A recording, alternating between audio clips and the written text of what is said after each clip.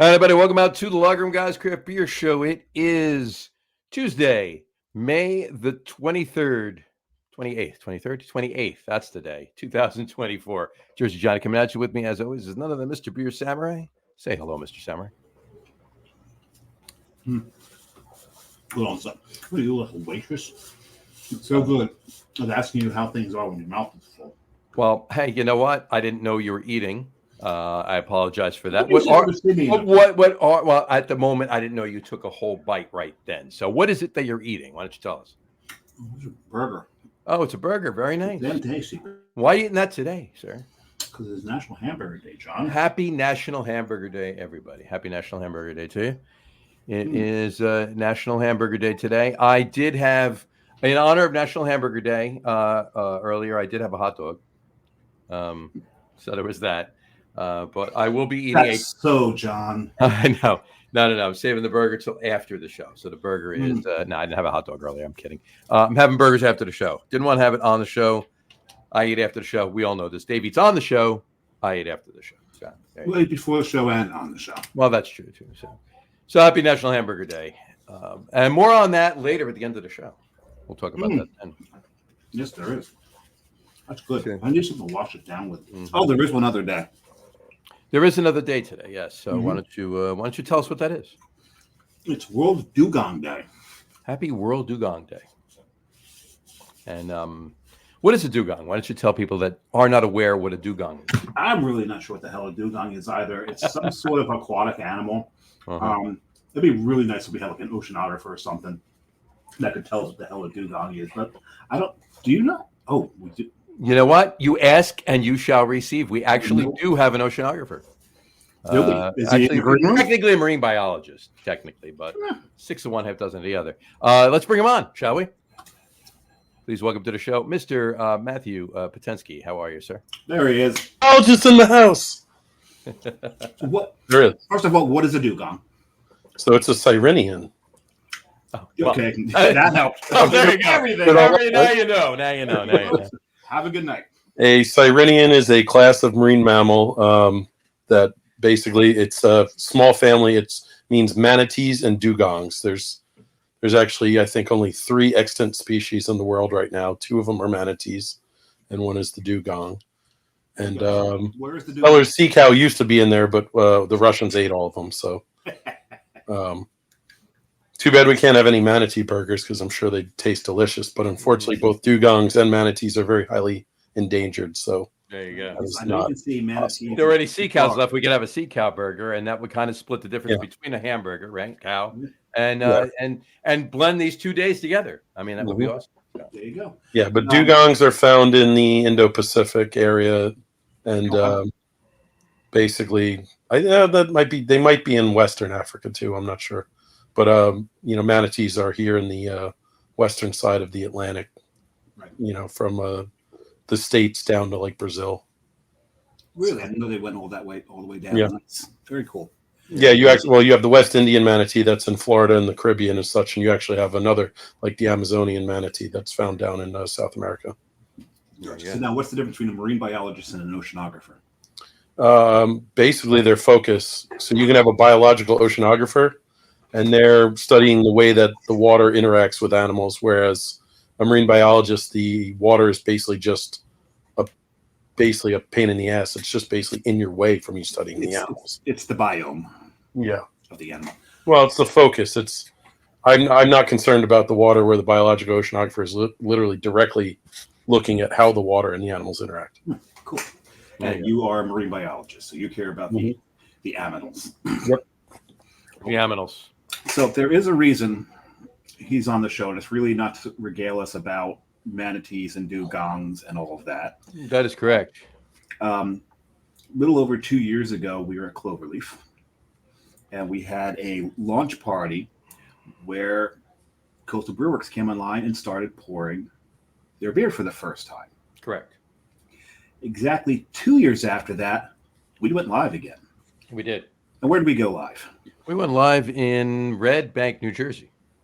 Really, just half a block from the Count Basie Theater. Just half a block from the Count Basie Theater. And Matt, why don't you tell everybody why we went live from Red Bank, New Jersey? So due to a fairly unique partnership with Five Dimes Brewery, we had a grand opening to a brewery. So basically, Five Dimes got us another location in Red Bank, the former spot that was home to Red Tank Brewing. And we have, through Coastal Brewworks, has 3 beers on tap right now, and it's pretty awesome. Yep, and talk about a little bit about the Pater's beer, because John and I will talk about the other 2 later. We're drinking them later. So, I mean, we obviously wanted to have, we're going to have a lot of hazies on tap. We only have a couple lines active at any given time. So we're going to do a lot of hazies, but, you know, my favorite stuff has always been Belgian beer. So I figured, what a better way to open than to make one of my absolute favorite beers in the world, a Belgian Pater's beer, a father's beer, which is basically like the table beer that monks would have with most of their meals, lunch and dinner especially. So it's a 4.2% beer. It's mostly Pilsner malt. It's a little bit of wheat for some body, and it's really just completely driven by the Belgian ale yeast. So it's, you know, it's a light, easy drinking. If the monks had to mow their lawn, this was the beer that they would drink. Basically, their lawnmower beer. You know, it is. It's the monks' lawnmower beer. So, you know, and it came out absolutely fantastic. We got some great yeast from Allied East Coast Yeast, and you know, I like mine a little more aggressive, so we definitely skewed the beer so that the ester and phenol production would be pretty good in it, and I just absolutely love the way it came out. Yeah, it came out very, very well, and I kind of imagine that monks do mow their own lawns, just not with gas-powered mowers. They probably have scythes. Yeah. And they're just probably just sweeping back and forth, and they come in and have themselves a Pater's beer. There you go. Or they have a newfangled mower, and they can have a cup holder right on it, and you know. The side has a cup holder attached to it. Nice. Right. Exactly. Why not? Right. Yeah. I mean, it is 2024.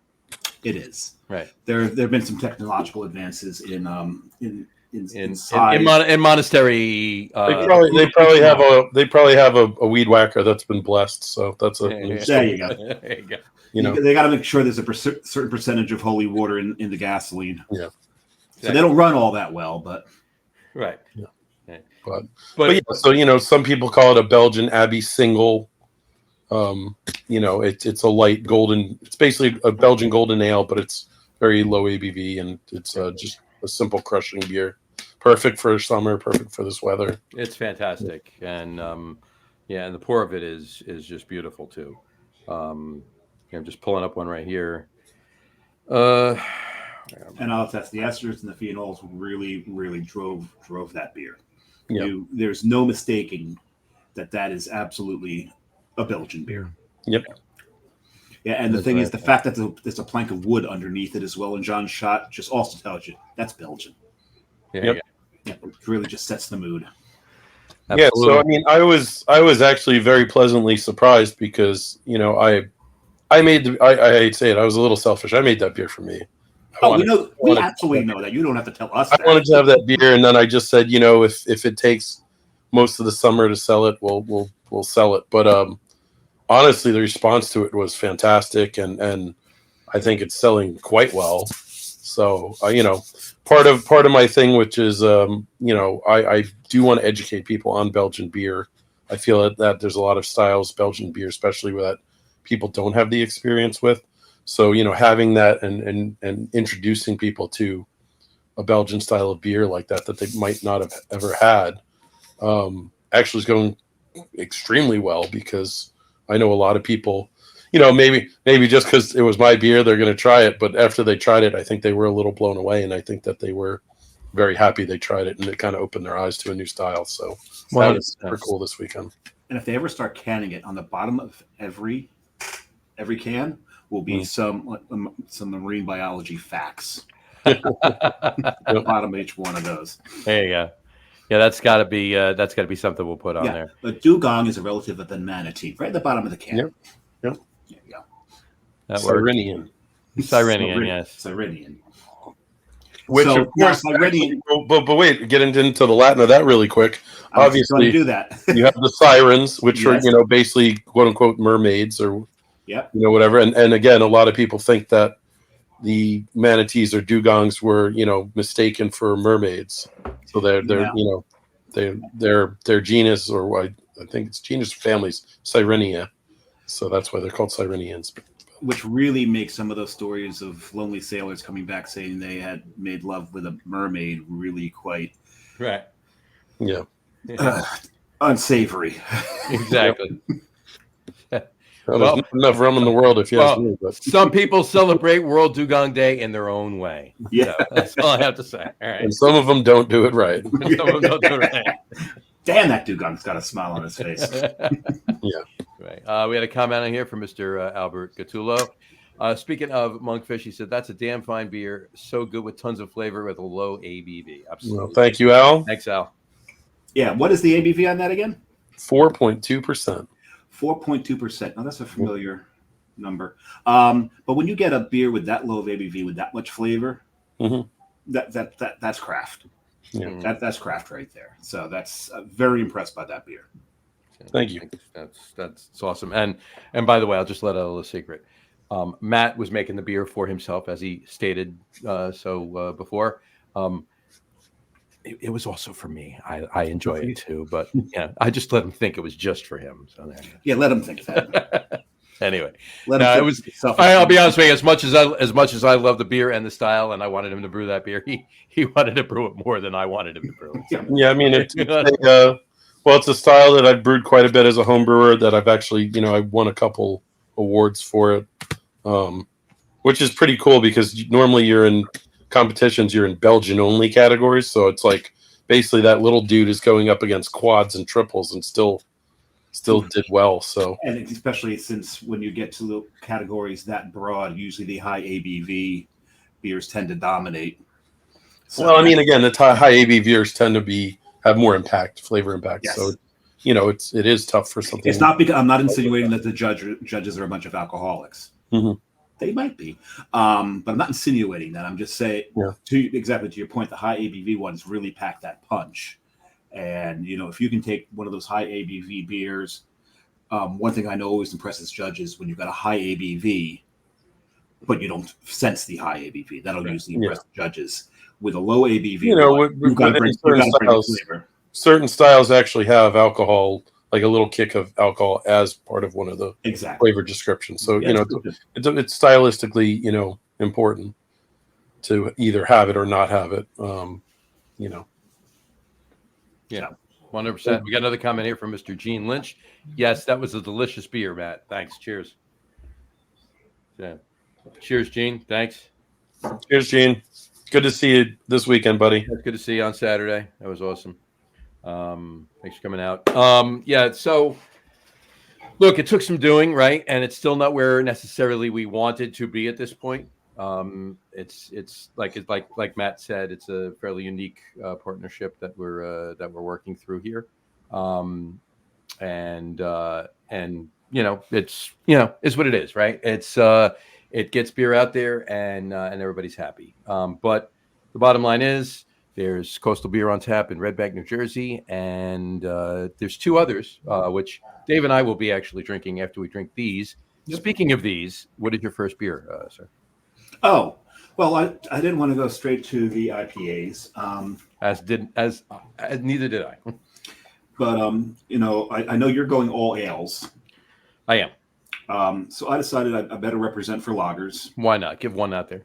So it's Carton Fouet. Fouet. French style Pilsner. And what does Fouet mean in French? That would mean whip. Oh, okay. I don't even have to look it up. It just means. It's whip. Whip. Whip. It's a miracle. Whip. Miracle whip. Miracle whip. Oh, cool whip. Cool whip. Cool whip. Whip. Whip. Whip. So that's Fouet, and Fouet is. I mean, I really think they've nailed the style on this one. It's got that little bite that you get from the French yeast that is even more prevalent in, say, your grisettes. Right. So the yeast is really making a showing in this beer, but not as powerful as you get in the grisette. It's really working well with the malts in this. This is you can't mistake this for not a Pilsner. Let's put it that way. It's definitely a pilsner, but with that French yeast, it's really nice. So gotta hand it to him on that one. Yeah, I've had the beer before, and it's pretty spot on. It's pretty. Yeah, their lager game there is strong. Their lager game the lager game is strong with this one. Yes, lager is strong in this one. There you go. Cool. Well, myself, I not only am going all ales, but between your 3 beers and my second and third beer, we're going all Monmouth County, New Jersey beers. Yes, we are. With the exception of my first beer. Brewed and distilled in Monmouth, baby. My first beer is from a brewery no longer in existence in San Francisco. There you go. Yeah, that's a little far away from Monmouth County. From Monmouth County, Anchor Steam. It is, and this was a pleasant surprise. The last one, found it in my fridge, and it's a bit, I've had it in there for a while. Fortunately, it's been in the fridge the whole time. But it's got some age on it, obviously, because Anchor closed at the end of July last year. So even if they package this one, right? So, What did they close? They closed because Sapporo sucks. Oh no, I'm sorry, I didn't mean to say. Oh, that. I thought it's because I had booked a tour. Oh, that's right. They closed because you booked the tour 2 weeks later, so or a month and a half later, I should say. But yeah, no, they closed the end of July last year, 2023. So even if they can't bottle this the last day, it's still 8 months old. Yeah. So and I was really, really relieved because. But it's drinking pretty damn good, I must say. It's been in the fridge all the time, so that might be why. But it's really good. I'm very relieved because I'd gone to Asheville on the way back. We're going to go to Guinness in Baltimore before we left for the trip. Guinness closed. Guinness closed. Then we're going out to San Francisco last year in July. Book a tour of Anchor. Anchor ceases operations. Don't book any tours. No. So I booked the tour via Stefan. Mm-hmm. And I said, please don't close. Please don't. Don't you friggin' dare. Yeah. They're 1,000 years down the drain. If they closed and you booked the tour, I was going to shoot you. Oh, they didn't close. Schlenkerla didn't close. And Urquell didn't close. I think you were pretty safe on Vine Stefan are not closing. Yeah, I don't think I can impact that whatsoever. So there you go. Anyway, so back to Red Bank. So yeah. So I hate to say it, and I'm drinking iced tea. So, well, you had a long weekend. I drank more than enough of my beer this weekend, and today's a non-drinking day. So yeah. Look how much of it we sold or drank. Tomatoes. We sold more than I drank by a little bit. A little bit. Yeah. No, fortunately, just a little bit more. Not a little less. That's important. But in any event, the weekend was great. Friday was awesome. About the first, there were people in there within 5 minutes of opening, and it steadily built up for about an hour, and then it was pretty well packed from 1 until midnight. I mean, they got real packed, and it was pretty happening, and it was nice to see people walking. I mean, there's great foot traffic in the areas in Red Bank there, so it's nice to see people walking by and kind of looking around, seeing how lively the place is. I know a couple people you saw them stop, have a little conversation, and then they came right in. Mm-hmm. So it's cool, those kind of like impromptu guests was definitely cool to see. It's neat is you've got that huge parking lot in the center of Red Bank, and if you're going to the Count Basie Theater or the Vogel, you have to walk right past you. Mm-hmm. Yeah, which is great. And I remember I was at the Vogel. I saw Mark Broussard. I forget his opening. I can't remember the guy's name now. But at the end of the show, he was outside in the lobby, and I'm talking to him. And I mentioned something about beer. He goes, where can we get good beer here? And at the time, I couldn't really send him anywhere. I said, go to Jamie's. I sent him to Jamie's. Okay. And I guess it's not nice to speak ill of the damp. I said, there's a brewery next door. You don't need to go there. Go to Jamie's. But now that ever happens again, I know right where the hell to send them. Well, I certainly hope so. Yep. Yeah. But yes, there. Thank you very much. Appreciate it. So because I was at a loss at first. Like, oh crap, go to Jamie's. Well, and unlike another brewery, I believe that we are going to be very good friends with Jamie. Yeah, I mean, he's got a great little beer bar there that always has a good tap list, and I mean, that's going to be one of the easiest kegs we ever deliver. We just take it out our front door and put it right here. There you go. Oh, I had to walk that 20 feet. That's rough. So you're gonna take over one of Lawson's lines. Maybe, I don't know. They've got 2 on right now. Yeah. Lawson's Liquids has 2 lines of Jambians right now. Well, Go ahead, take the O-Dub line. They're good about local. Yeah. Yeah, that's never happening. I'll never hear the end of that one. Never happened. No, it'll never happen because they've got their own. I'm just going to give him beer. What line he puts it on is he's the one who's liable for that. There you So I have nothing to do with it. There you go. So, but yeah, it was fantastic. Had a band on Friday night. The Porch Pirates. Dave, you were there for. So they were fun. At first, we were talking about how good of an idea is it to have a band at an opening night of a brewery? Is it? Yeah, they had a lot of energy. But man, I really think they really added to the experience. I think some people probably stayed longer than they were going to because the band was going. Sure. I think a lot of people just walking by kind of was like, oh, what's going on in there, and let's pop our heads in and check it out, kind of deal. So I think they added to it. It was really good. They like you said, they had a lot of energy, and they added energy to the tap room. 100%. Yeah, they really did. So and the lead singer sang with John for a little bit. She did. It was all of about 7 seconds, but no, it was 8.5. Was it 8.5? I counted. Yeah, no, that's weeks. You're thinking the wrong thing. That's 9.5. Oh, that's 9.5. I'm thinking about the wrong thing. Yeah, you are. Well, we'll negotiate and we'll go to the middle. 8 and a quarter. 8 and 6/7. 7/8. There you go. That'll work. Anyway. Somewhere in there.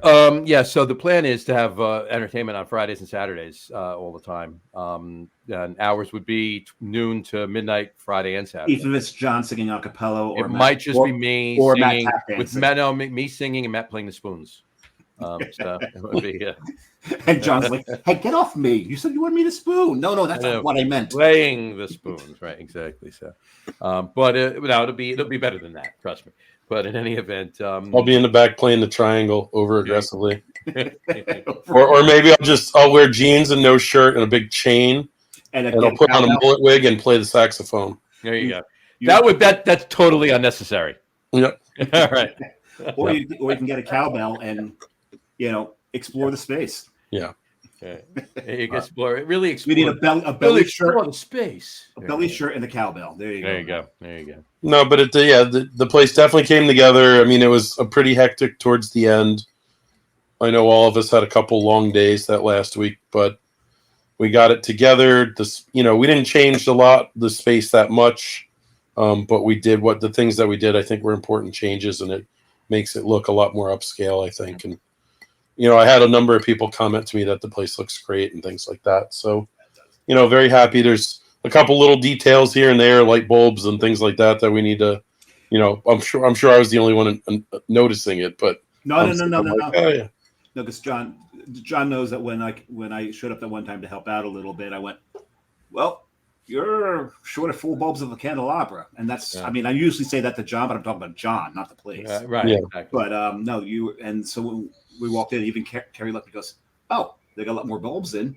So yeah. No, we took note of the bulb count. We took care of that, but yeah, got rid of the there were metal red chairs and stools in there. Got rid of them and got some nicer sitting apparatus.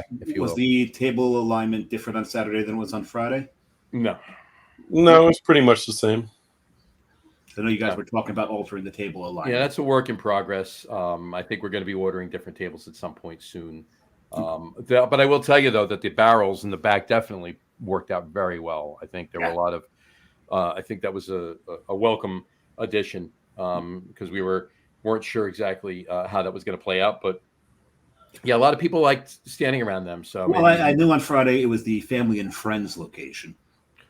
For the most part, yeah, probably 75+% of it was the family and friends, if you will. But there were some that weren't. But it was definitely a good location for that. And people were around them on Saturday as well. Can't speak for Sunday or Monday. I was not there. Needed a day or two off and a barbecue and a burger and just to sit and relax. And something other than beer. I think Matt and I had a little bourbon later on that night. Bourbon, nice. We're coming into June. National Bourbon Days in June. By the way. National Bourbon Days in June. Yes, we might actually do a show on that. We killed most of that bottle of Knob Creek 12 too. Oh, really? Oh, National Martini Days in June as well. So There you go. and it's on a Wednesday. I just don't know if it's one of our on weeks or not. Well, we'll have to figure it out. So, Yep. but in any event, yeah, it was fantastic. So the plan is, Wednesday through Monday, closed on Tuesdays. I believe there will be a trivia night. I mean, I know there will be a trivia night. Because you're hosting it. I'm not hosting. Negatory, not happening. But in any event, Valid question. Yeah, no, absolutely, it was. You think trivia, you think me. I get it. I understand. Yeah. But trivial is more trivia, exactly. We have a comment from Mr. Christopher Ayers. Congrats, Coastal Brew Works. Thanks, Chris. Appreciate it, Chris. You got to come down sometime soon, bud. Yeah, absolutely. Get there. I'll be there Thursday night and pretty much all day and night on Friday. So I'm sure Matt will be there at some point during that too. So pop over. Yeah. So it's, and we're going to continue from there. We got other beers in the tanks, other 5 Dimes, and don't forget 5 Dimes is there too. And that's some good beer too. I downed quite a bit of the 5 Dimes Dark Mild while I was there. Mild was pretty banging. Oh, God, that's a phenomenal beer. Mm-hmm. I think I had your 3 beers, a couple of the Monkfish, a couple of the Sandcastles, and one of the Seahorse, because I wanted to make it home at some point. I wasn't driving. Did take the train down. There you go. But I think I had 2 or 3 of the Milds. Yeah. The Milds, the Monmouth Mild came out very well. The 5 Dimes Monmouth Mild is pretty spot on. I mean, there's a lot of commonality too with the brewing because our production manager is the production manager for both brands, right? That would be Matt can talk more on that. Yep, Dennis is the man. I was waiting for him to say something. Hello.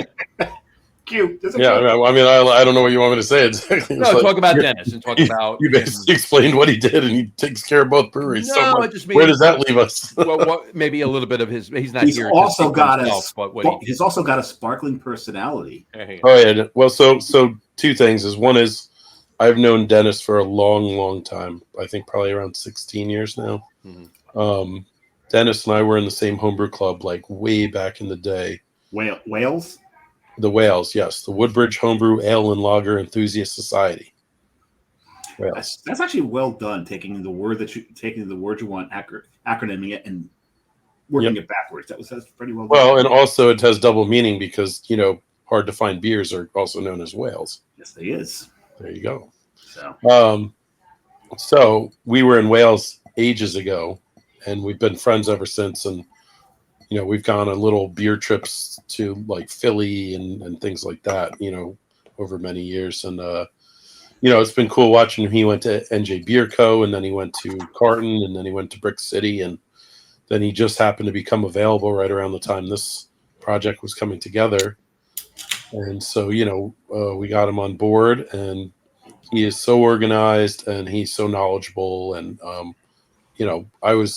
he was number 1 on my hit list for someone I always wanted, to have at the brewery, because I know what a good job he does. And, seeing it on the day-to-day still impresses me. It's just, he's just runs the ship, and he runs a really tight ship. And it's just really awesome to know that, you have someone who's that good, that takes care of things so well. So, very nice. Yeah. Very nice. Now I have to take an obligatory picture here of my next beer, because this first beer, I mean, I love it, but I'm trying to figure out right now if there was a peppercorn in the burger that I ate, or is the phenols coming out of the Pilsner. It's really strong, so it has to be a peppercorn from the. I'm sure it's from the burger. Yeah, so we'll do this get all 3 clowns in there. So you're too late. You're too late with the fly catching. Yeah. Anyway, so what is that beer you just poured there, sir? You mean this one? You mean this one? That would be Building Sandcastles. Building Sandcastles. Which Sabro and Matueka. And what's the first question I asked you, Matt, when I took a sip of it? Oh, what is the pronunciation of Matueka? Matueka? Yeah. No. I asked you if you would up the ratio of Matueka to Sabro. Oh, no. Nope.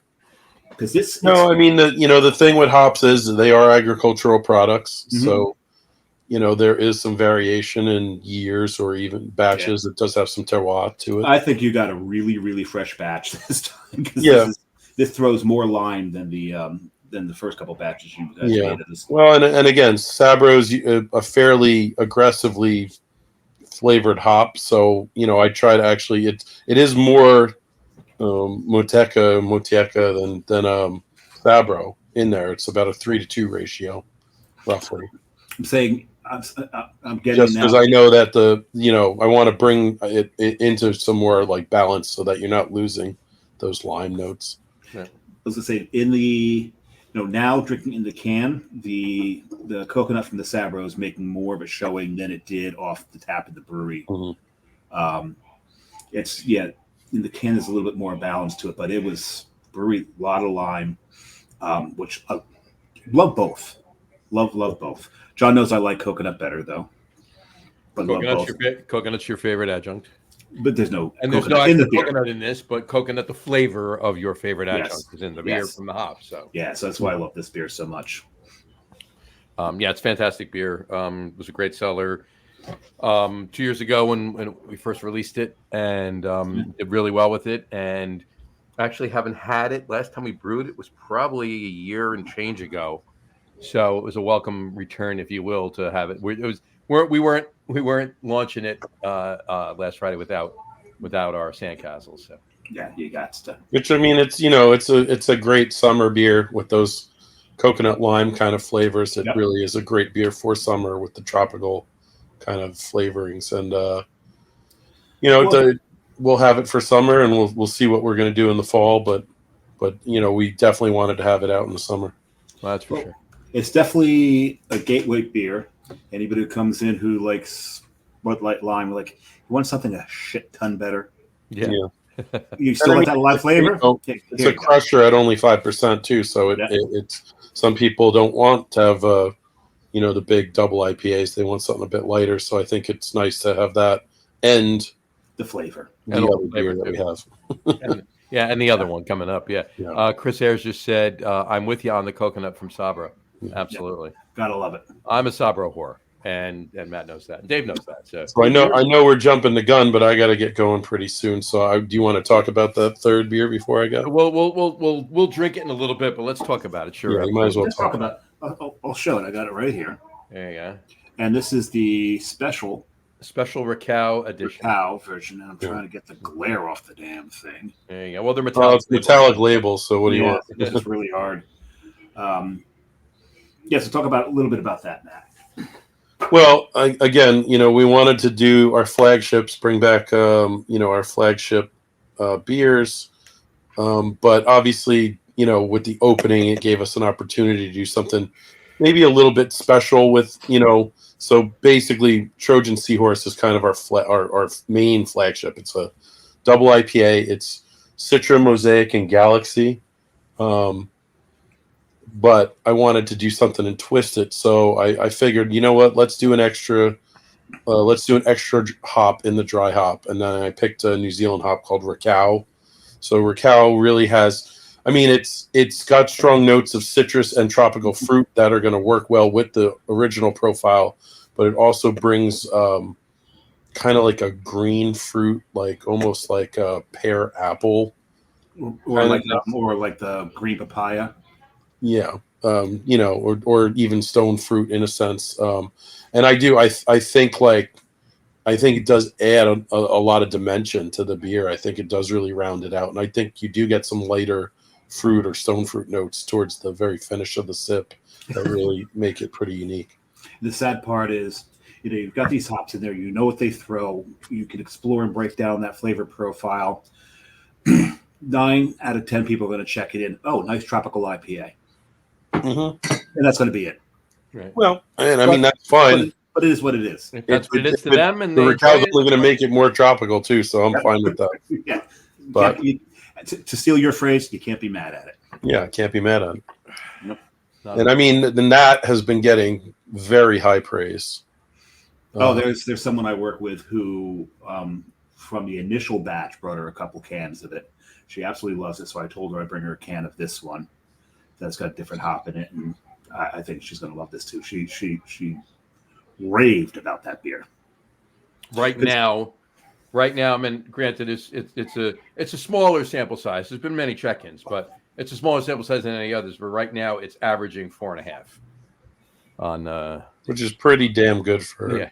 an That's IPA. not bad at all. You usually don't see that until you start getting up into the popular pastry and barrel aged stouts. Mhm. Sure. That's usually reserved for that crowd. I mean, I heard some pretty interesting plaudits for it this week, and I had one person telling me it was the closest thing to Treehouse he's had from New Jersey, which I was like, interesting. I don't really see that, but not what you're compliment. Yeah, take it. Probably not what you're going for, but. And I also had someone who I know who has drank a ton of beers, and they have a pretty good palate, and they said it was one of the best IPAs they've had in the last 4 years, period. Nice. And they've probably had a lot, well over 1,000 IPAs in the past year and a half alone. So, because they're pretty prolific, but I mean, it was pretty awesome that the reception to the beer was so positive, and I do really think the beer came out really good, and I was a little nervous with that beer because we only changed besides the hop, we changed the water, the malt, and the yeast. So of all the 4 ingredients in beer, we kind of changed everything. Again, we're in a different location. The water profile is going to be slightly different. We do water treatment. We do, He said do. Yeah, we do. We do water treatment, and we made the profile pretty close to what the original profile was. We're not brewing at Bolero anymore, so they used to literally get a silo filled with base malt. We're using base malt from Malt Europe, which I really like their base malt. I think their base malt is really good. And yeah, we didn't use Al's London 3 because we didn't get that. We were using that for a different batch. So we ended up using a dry Apex yeast just for this batch, which is good, but I think we'll probably go back to either the London 3 or at least some other liquid yeast. Another liquid yeast. Yeah. So we'll see. But I mean, that'll only help make it even more tropical and juicy. So, it is those things. We turned it up to about 10.5. Now we got to turn it all the way up to 11. So please go to 11.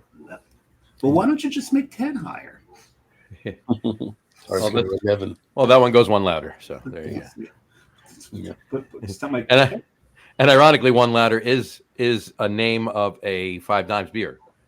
It's their barley wine. Well, yeah, but it is based off of that particular movie. Oh, of course. Yeah, it's not an irony thing. It was taken from the same thing we were going after. It's an homage. It's an homage. So. It's an homage. But yeah, so plenty of beer coming down the pipe. Yep. We can speak a little bit about some of the beers if we want. Go for it. I mean, so we're going to be pretty IPA heavy there. Obviously, I like it. We're going to do a lot of rotating beers. Just going through and come on down. It's going to be a new hazy, and boom, when that's done, the conveyor belt, another one. So we have one in the tank right now, which is called Thalassophile, which is aka someone who loves the ocean or the sea. That is going to be a rotating hop series IPA.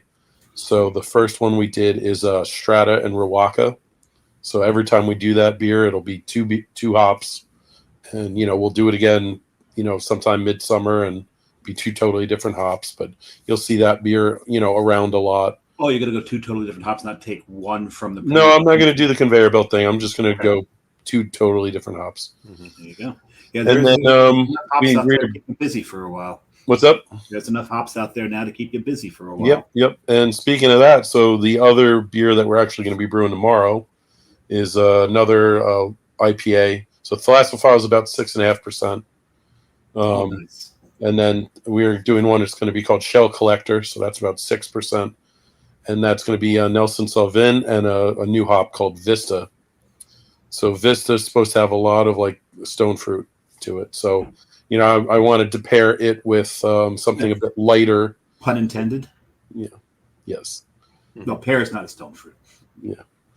But basically, the Nelson has a lot of like more mild, like white grape notes. It's a little more delicate. So I figured that would be a good hop to pair with the Vista to see, to make sure that we can get some of this, hops would go, some of the flavors would come out.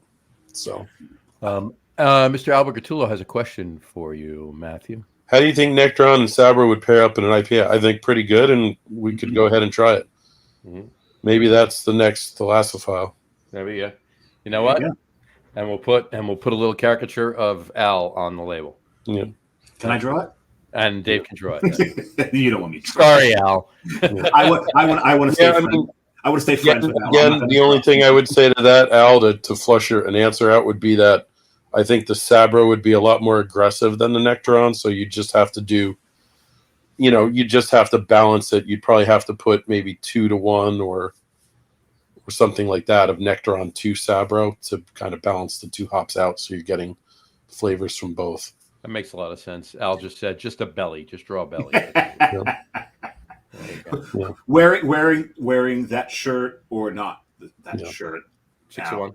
Right. The shirt he wore to I think it was the last beer festival he went to. Or judged at, I believe. Right. Exactly.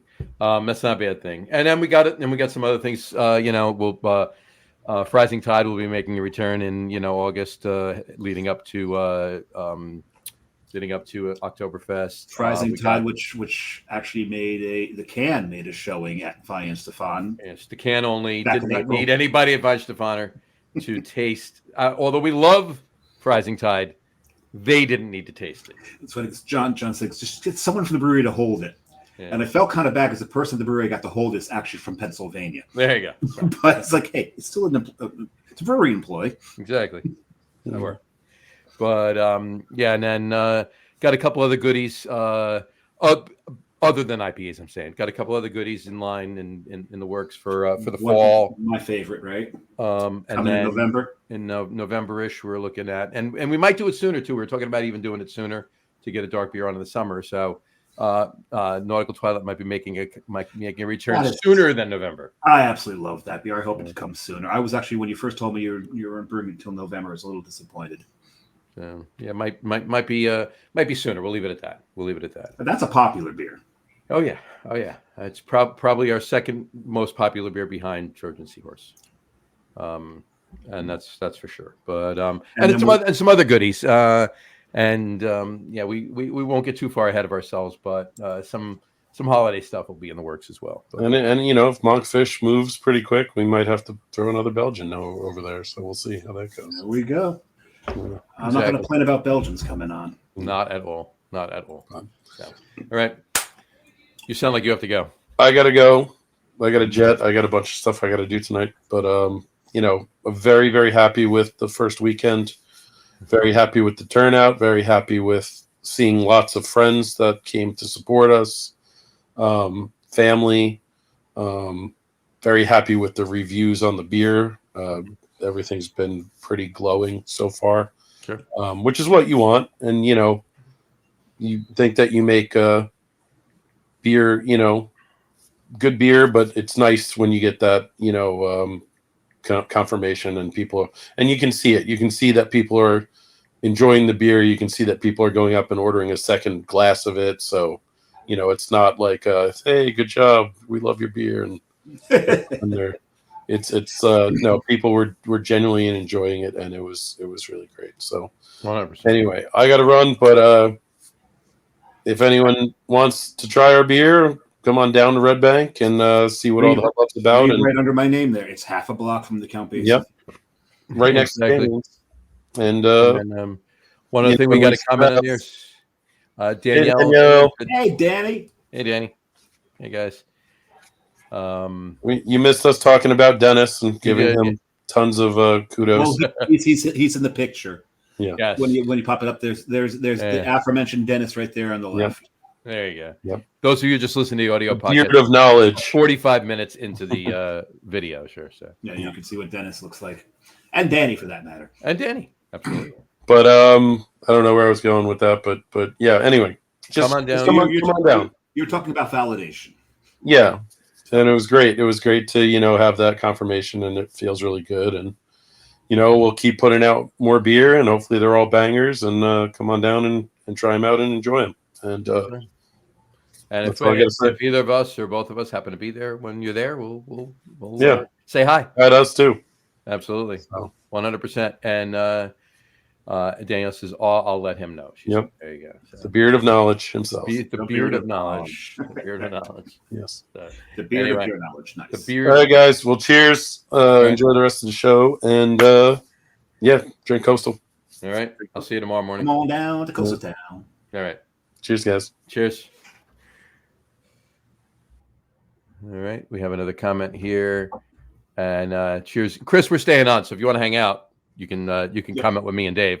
Matt had to go. We don't yet. We got another beer to drink. Chris is only here for Matt. Chris was on I'm without Matt. joking. You know I'm joking. Anyway. It was fantastic. And I'm happy. And like I said, make no mistake, 5 Dimes beers too. Dennis is production manager for the whole shebang.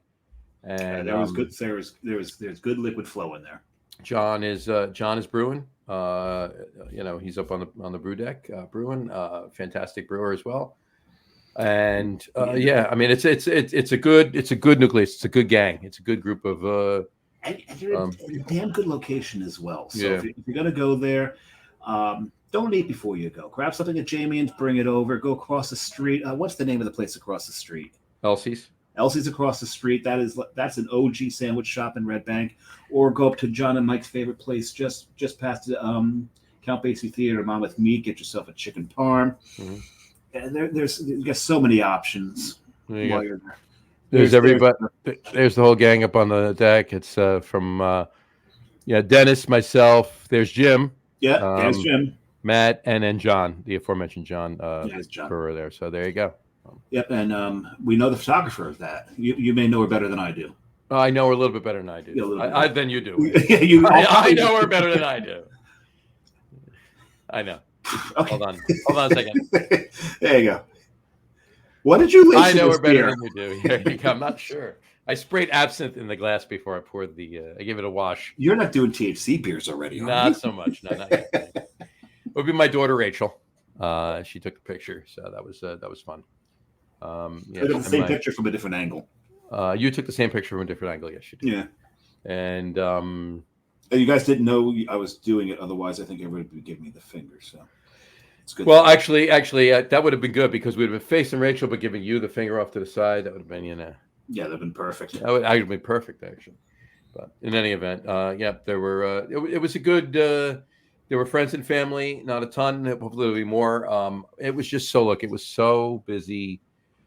The week leading up, and I will apologize to a lot of people. I was remiss from getting in touch with people to let them know to swing by. I just didn't have the time, and I wasn't even thinking of it. I was just focusing tunnel vision on getting everything done. Same picture from a different angle. There you go. You can see John a little better in this one. You can. Not you, John. The other John. No, I knew you meant. And we can't see Jim too much. You can see his arm. Which no, that's actually Jim's arm. Matt's arm. That's Matt's arm. That's Matt's arm. Well, you can see a little bit of Jim's forearm there on the one. A little bit. Yeah, so. But in any event, I was remiss on getting people there. So I'm going to actually do that. I'll be there this Thursday night. I will be there. Most of the day, probably from early on Friday and straight through the night as well. And so please, anybody wants to stop in, pop down, I'll beer with you.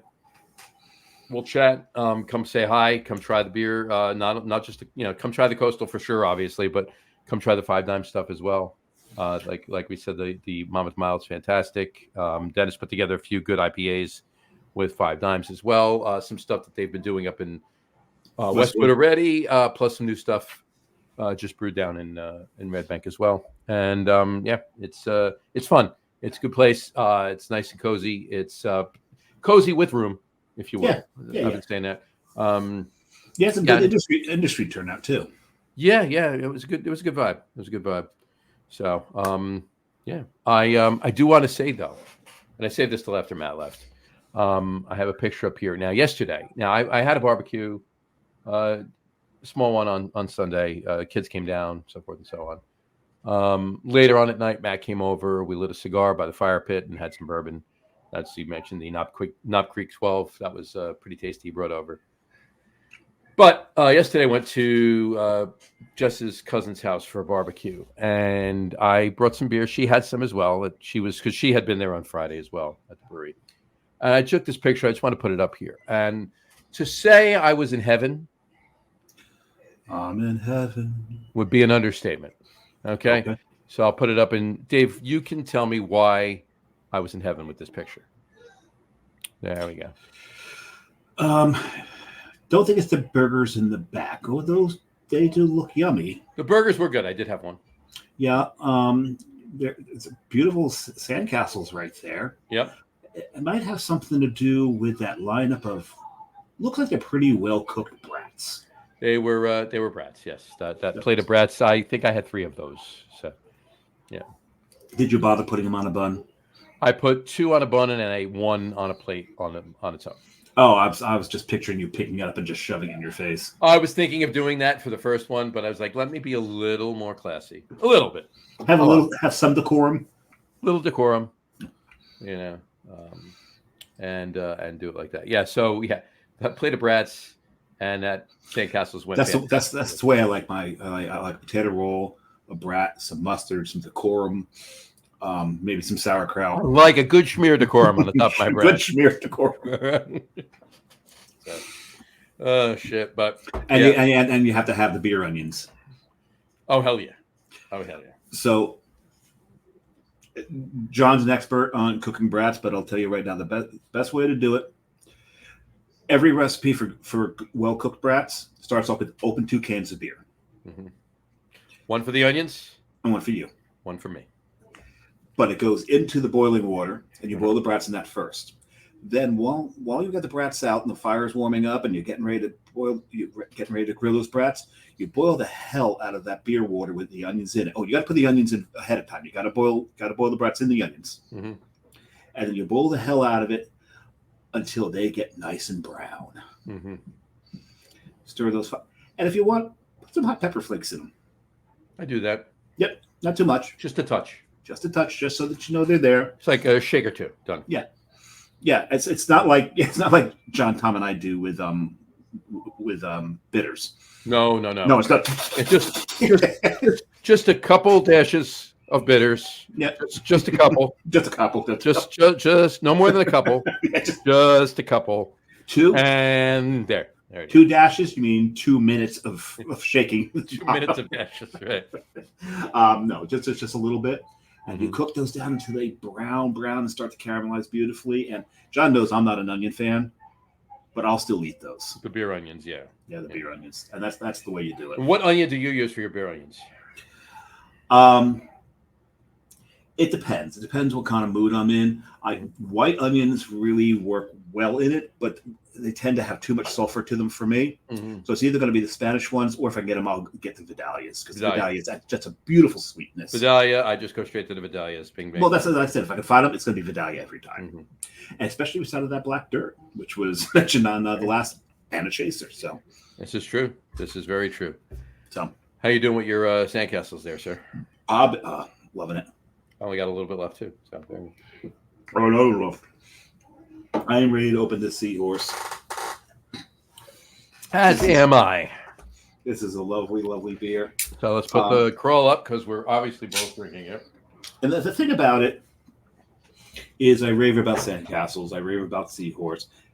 I rave to everybody about Nautical Twilight, and all these beers. And it's not because I'm friends with these guys. Usually the opposite is true with me. If I'm friends with you, I'm going to, if you've not done well, I'm going to tell you. John knows this.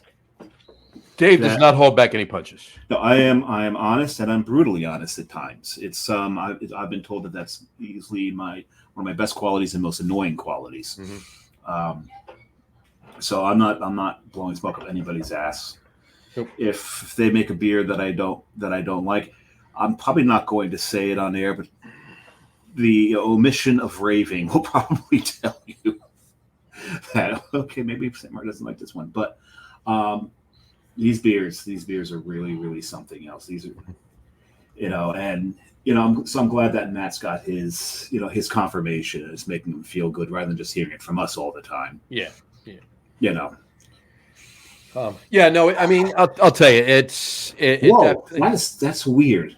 Maybe because I just drank Sandcastles. Take a strong whiff of the beer and tell me if I'm crazy. You're crazy. No, that's true. But out of the nose, I'm getting mint. Are you? I haven't tasted it yet, but from the nose, I'm getting mint. But I think it's just because I had Sandcastles. It might be. I'm not even getting mint. I think that burger really screwed up your palate. I think it was that peppercorn. Final peppercorn. No, it's just in my nose that I'm getting this. Yeah, I don't get that. I don't get any mint. I just get the nice tropical notes, the regular, the nose as it is. It's got a nice little sweetness to it. There you go. This this came out so well, and Matt didn't bring this up before we were talking about it, but there's been so many people raving about this. We're gonna be hard pressed to brew the regular version of Trojan Seahorse after this, but we can AB them. We can AB them. It's still Trojan Seahorse is a great beer too. So we'll probably what I could see happening is going back to the yeast. The normal yeast that we use for Trojan Seahorse and brewing a regular batch of Trojan Seahorse. And then the third batch we brew is back to the special cacao. And AB them. Yeah, bounce it. Bounce it back and forth. But for those people who don't know the industry speak, Trojan Seahorse version A, Trojan Seahorse version B. So that's the AB. Not the first two letters of ABV. No. Trojan Seahorse A, Trojan Seahorse B. There you go. Absolutely. Yeah, absolutely. Fantastic. I couldn't be happier. Well, there are a few things that would have made me happier this weekend, but for where we are right now and what we're doing, I could be happier. It took a very long time to get here. Yeah. As it says under your name there, it took a little while. It took a little while. Yeah, it took a little while, and we got more to do. We got more to do. This isn't the end game.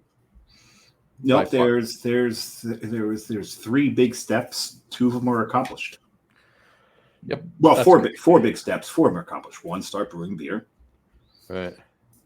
2, open a tap room. 3, open a distribution. Mm-hmm. And we'll leave 4 on the back burner for now. We'll work on it. So anyway, TBD.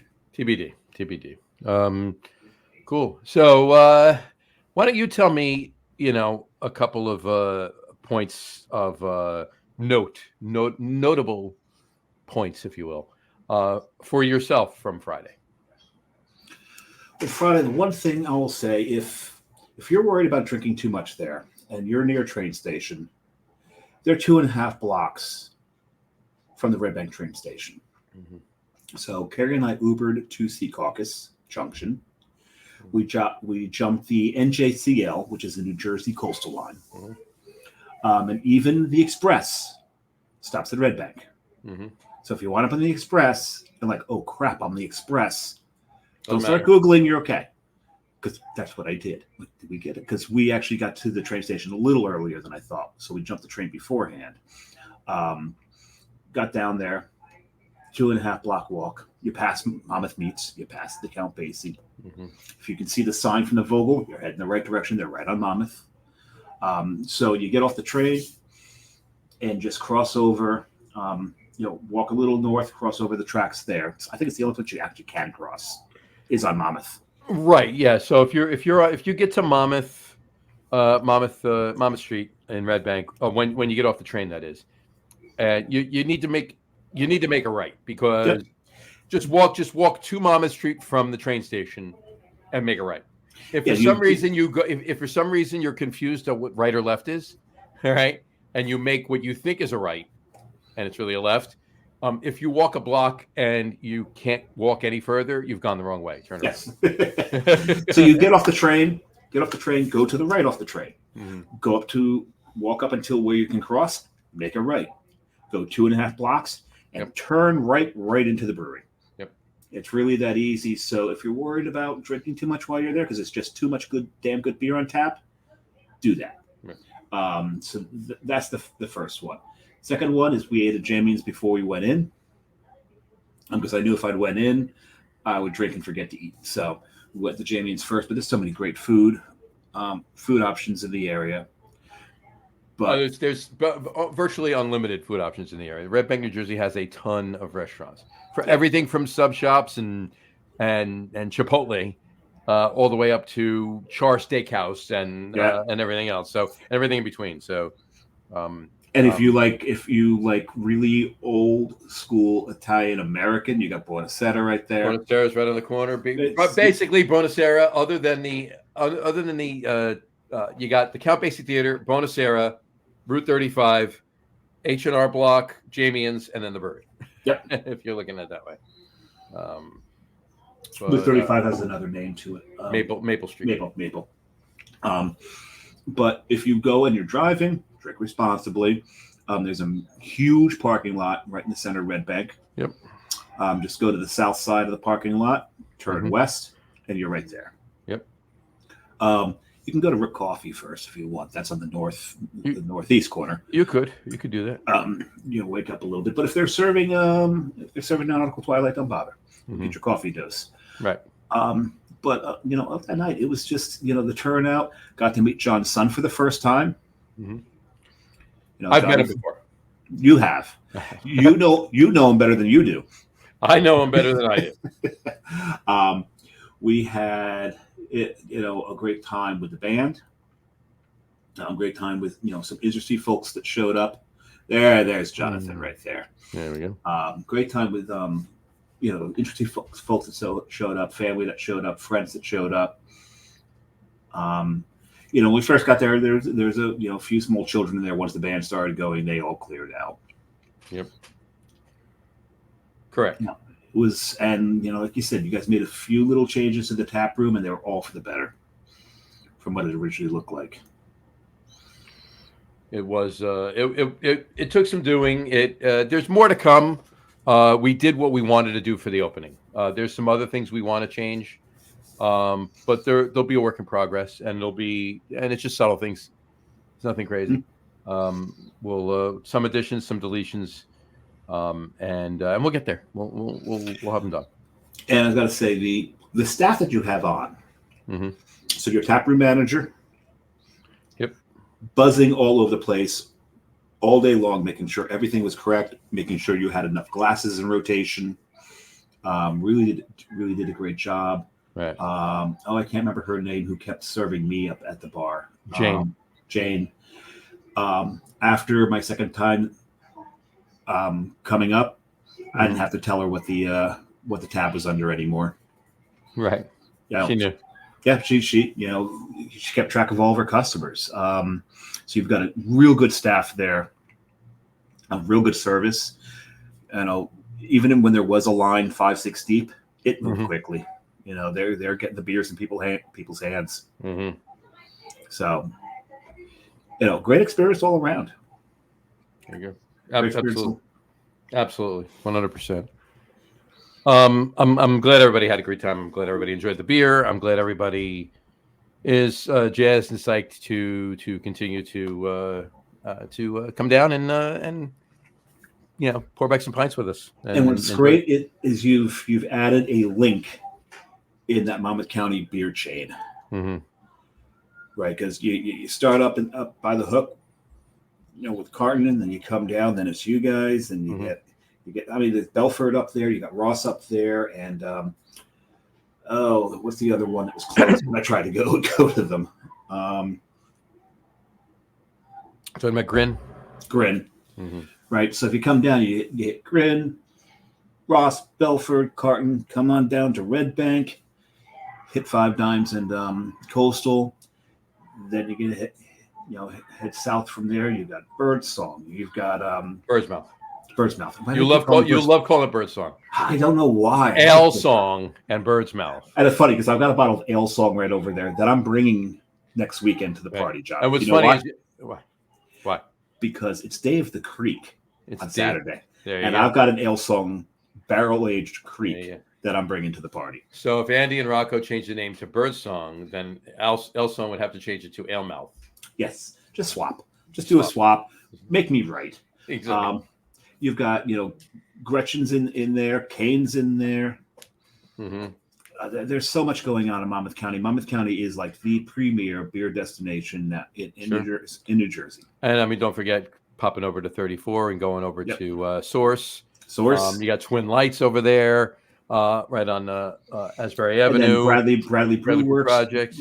Bradley Brew Project, and their farmhouse partners, Tall Oaks. And you get down to Asbury Park Brewing, and they just opened their new location this weekend on Cookman. Yep. They're right next to the Vietnamese taco joint. Yep. Right. Exactly. So you've got them. Then you get down to West Belmar, and don't forget about Wild Air. No. Oh yeah, and Asbury Park too. Obviously, Wild Air. And you get down to West Belmar, past Little Dog in Neptune City. You got in West Belmar. You got Bakes. You got Beach House, which is a brew pub now. So you get some food there as well as cocktails, as well as cocktails. Yeah, there's 20 some odd breweries in Monmouth County now. So we may have nailed all of them right there. I think we did. Don't think if we left anybody out, we apologize. Alt Ending. Oh, I always forget about Alt Ending because the food's we went around the wrong way. So we went around the wrong way. But also Alt Ending, to me, the food's so damn good. Sometimes I forget the beer. And the food is Tallulah's. And it's Tallulah's out of Asbury, right? Which is a block away from where Asbury just opened. Right. So Asbury Brewing. Exactly. So yeah, Monmouth is, and no offense to the other counties, the other counties that got some great breweries, you just don't have the number and the quality right now that Monmouth County is putting out there. Mm-hmm. Well, some counties have the quality, and they don't have the numbers. Right. They just don't have the numbers. And there's some counties the number of Yeah. And there's some counties that have numbers, maybe not so much the quality. There's a lot of good liquid in New Jersey right now. Yes, there is. There's a lot of good liquid in New Jersey right now. If you are in New Jersey and you haven't gotten out and explored what New Jersey has to offer in the way of craft beer, you're doing yourself a disservice. You're doing yourself a disservice, and quite frankly, let's go, get out, come on, get out there and explore it. But if you haven't, if you're not from Jersey but you're nearby and can make the trek, get here, because there's a lot of good liquid in the state. Yeah, because if you're in New York City, I'm not even talking. I'm not even touting. Let alone us. I'm not even touting Monmouth County. Just in the state itself. Yeah. Mm-hmm. But if you get, talk about Monmouth County, if you're in New York City, and you can get to Penn Station, you get on the NJCL. The heart of the Asbury Park eating and drinking culture is a short walk from their train station. Yeah, the heart of Red Bank's. And you get off the train at the station in Asbury Park. You're at the foot of Cookman. Just walk down Cookman.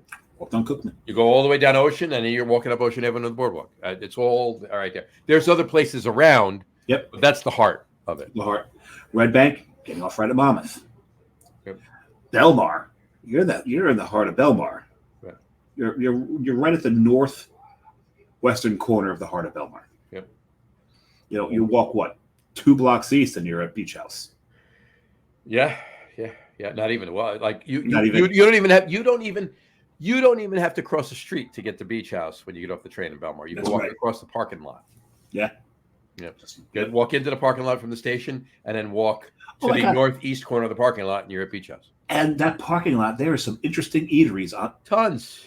No, just that parking lot. Yeah, tons in the parking lot. Just that freaking parking lot right there. You got 10th Avenue Burrito. Oh God, You got Sonny's Hot Dogs, Sonny's Grill. You got a ceviche place. You got that ceviche place really intrigues me. I got to get there. You got Hogitos.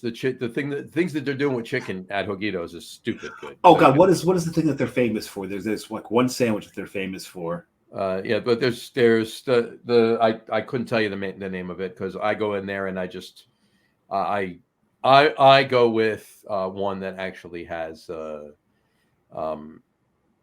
it's actually it's got soprasad on it and so forth and so on. Yeah, it's pretty interesting. It's similar. It's almost akin to the sandwich I get down at Poe's at Human Robot. Okay. Not quite that because the chicken, the way they do the chicken, the batter and the deep fry that you do. But yeah, Hogitos is fantastic. Get there. And more. I mean, I haven't even talked about half of them. There's a sushi place there. Yep. In there. There's probably the whole row right there. There's the ice cream place right next to Beach House. Yeah, Coney Island waffles. Coney Island waffle ice cream. Oh God, the smell in the parking lot where they're making the waffles. Sure. Oof. Coney waffle ice cream there. So you got to get there, and then Beach House around front, and they're doing some decent stuff. The things they're doing in the restaurant at Beach House too are fantastic. And across from there is the old. It used to be some OGs going down to Belmar. Used to be Connolly's. Right. It's Anchor Eater, Anchor Bar, Anchor Tavern. Are they related to Anchor Bar in Asbury? They are not. Okay. They are not. They're actually related to Marina Grill, which is across the street, the opposite way from the train station. Your daughter's got a grill? I wish she did. There we go. We've now mentioned all three of your children. All three of my kids in that. Yeah. So, in any event, fantastic place to sit out right on the Shark River over the marina. And again, that's why it's called the Marina Grill. Yeah. And Pier 9 is right there too. That goes out on the pier. Get to Belmar. Yeah. Come down here. Belmar, Asbury, Red Bank.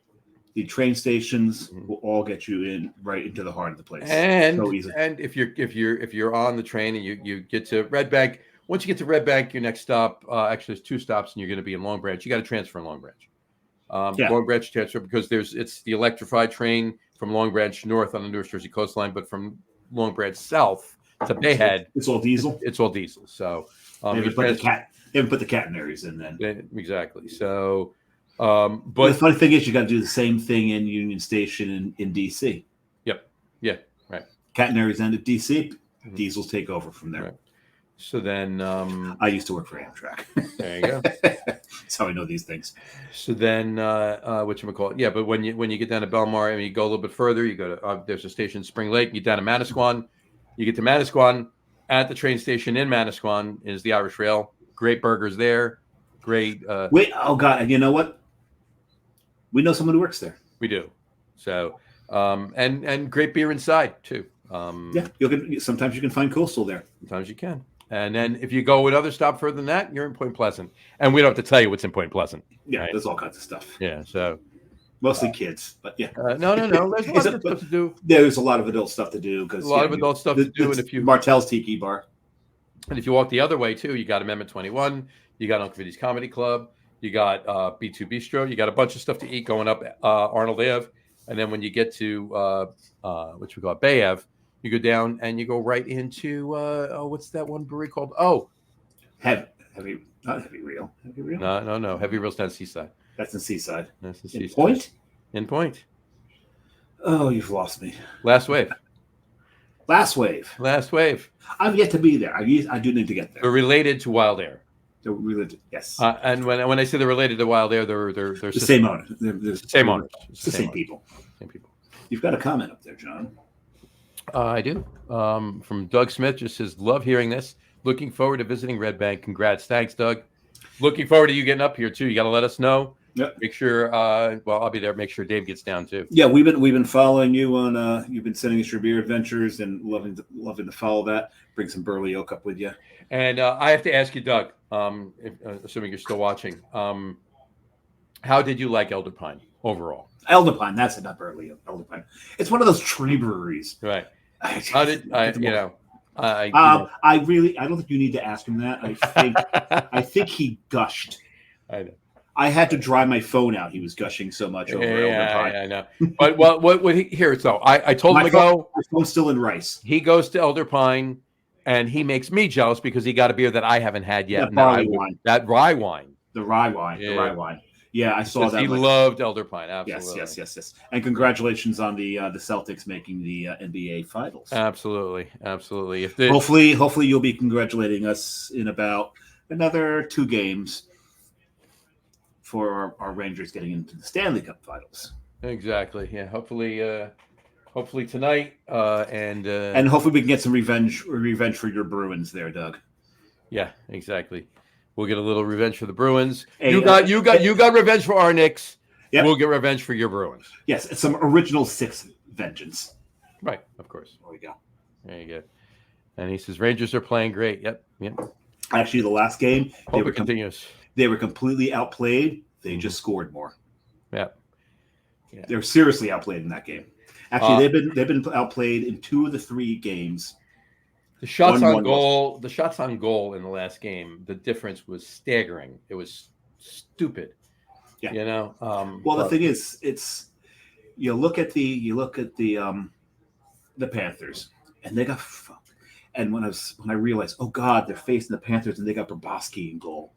Bobrovsky, man, is such a great goalie. But then you look at between our pipes, and Shesterkin is putting on a show. Shesty's doing really good. Yeah, he's doing really good. So you gotta hand it to him. So we're just we sit and watch every game with butts clenched. Mm-hmm.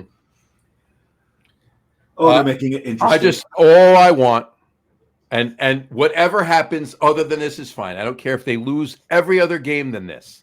I just want them to win 6 more games this year. I'm with you. That's it. Just 6 more. Just 6 more. I only want 6 more. Lose every other game. Lose every other game. Just win 6 more games. Yeah, you can lose 5. I want them to go 6-5 for the rest of the season. Yep. Just a winning record. That's all. I want them to go 2-0, and then go 4-3. That's true, but they can go 2-2 and 4-3. Fair enough. And make it 6-5. I wouldn't mind them going 2-0 and 4-3. But 2-0 would be great, especially if out west it goes 7 games. Give them a little break. Right. We've got a couple guys banged up that we need to get back in. Well, that's why I'm giving the 2-0 now. Yeah. To give them a rest to go 4-3 in the next area. Well, that way we can get VC in and sit a few of our guys who are used to sitting in the penalty box. Yeah. We're looking at you, Cheadle. Yeah. Can you step on the ice and not wind up in the penalty box? Well, fortunately, Truba's penalty was downgraded, so that was. Well, if you listen to Jackass, he thought it should have been a major. Of course, Subban. Yeah, Subban's wrong on almost everything that comes out of his mouth. Right. So had it been a major, the Panthers would have had a 7-minute power play. Oof. Yeah.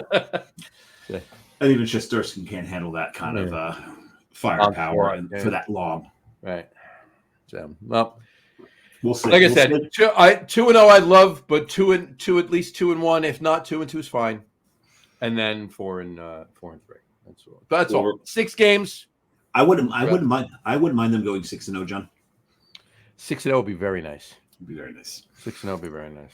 But anyway. But I digress. All right, is it time for our top 3s? I think so, because I don't have a hell of a lot left. Yeah, I think it's time for our top 3s. So I'm getting hungry anyway. So this is just going to make you hungrier. And this is just going to make me hungrier. So tonight's top 3 list is in honor of National Hamburger Day. It is top 3 favorite hamburger joints. Top 3 favorite hamburger. And we didn't limit it to New Jersey. We are going to throw a caveat out there.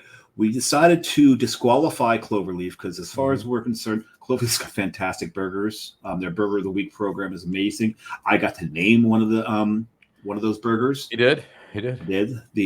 But we disqualified them because we consider them a home bar, and we didn't want to look like homers and put them up there. So all love to Ryan and the crew there, and Chef. My God, the stuff you pump out of that kitchen is amazing.